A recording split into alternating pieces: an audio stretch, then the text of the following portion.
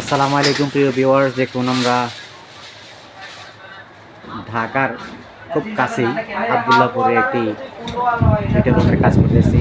এটা হলো আপনার ওয়াল প্যানেল সিলিং। উপরে দেখছেন অন্য একটা ডিজাইন দিয়ে কাঠ কালার ডিজাইন দিয়ে করা হয়েছে ওয়াল সিলিং। তার নিচেই ওনারা এসি লাগাবেন, সেজন্য এই বোর্ডগুলো দিয়ে আমাদের করা। আপনারা চাইলে আপনারাও এই ধরনের কাজ করাতে পারেন। অনেক সুন্দর, অনেক গর্জিয়াস এই বোর্ডগুলো। আমি আপনাদেরকে দেখাই এই ঘরের অবস্থাটা কেমন। যে রুমটা আপনারা দেখছেন ঠিক সেম এমনই ছিল।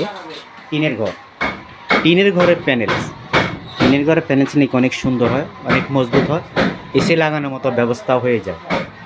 দেখেন এই ঘরের মাঝে আমরা সিলিং করতেছি। এই ডেকোরেশনগুলো আপনারা আমাদের কাছে পাবেন। বিভিন্ন কালারের বোর্ড আছে, বিভিন্ন ডিজাইনের, যে যেমন পছন্দ করেন ওই পছন্দ অনুসারে আমরা আপনাদেরকে বোর্ডগুলো সংগ্রহ করতে পারবো। তো আপনাদের পছন্দের কোনো ডিজাইন থাকলে দেশ ও দেশের বাইরে যারা আছেন, আপনারা অনেক জায়গায় জিপসান অনেক ডিজাইন দেখেন, সেই ডিজাইনগুলো আপনারা আমাদেরকে ফলো করতে পারেন। ইনশাল্লাহ যেমন ডিজাইন দেবেন আমরা ওইরকমভাবেই ওই ডিজাইনগুলো সেট করতে পারবো। আমাদের দক্ষ মিস্ত্রিরা কাজ করতেছে, সেটা আপনাকে দেখাচ্ছি।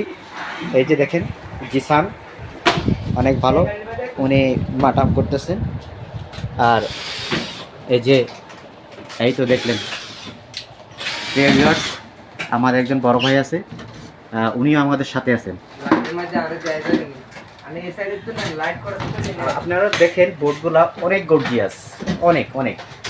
যাদের টিনের ঘর আছে আমি বলবো আপনারা এই ধরনের টিনের ঘরে অল্প খরচের ভিতরে, ঠিক অল্প খরচের ভিতরে সুন্দর ডেকোরেশনটা আপনারা পেতে পারেন।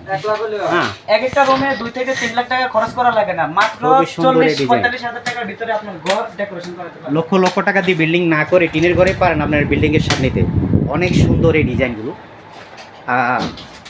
আপনারা আমাদের ভিডিওগুলো যদি দেখেন, দেখবেন যে আমরা উপরে যে প্যানেল করছিলাম, উপরে প্যানেলে বিভিন্ন ডিজাইন সেট করা আছে আমাদের। আমার ইউটিউব চ্যানেলে আপনারা ঢুকলে দেখবেন যে অনেক সুন্দর সুন্দর ডিজাইনগুলো দেওয়া আছে। টিনের ঘরে এই ধরনের ডিজাইনগুলো সম্ভব। পাশের দেয়াল এবং উপরে সিলিং দেওয়ার পরে আপনি বুঝতেই পারবেন না এটা টিনের ঘর কিনা, ধারণা পাল্টে দেবে। তো প্রিয় ভিউয়ার্স, আজকের মতো এখানে রাখছি। ভালো থাকবেন, সুস্থ থাকবেন, এই কামনা এই প্রত্যাশা আজকের মতো বিদায় নিচ্ছি। আল্লাহ হাফেজ।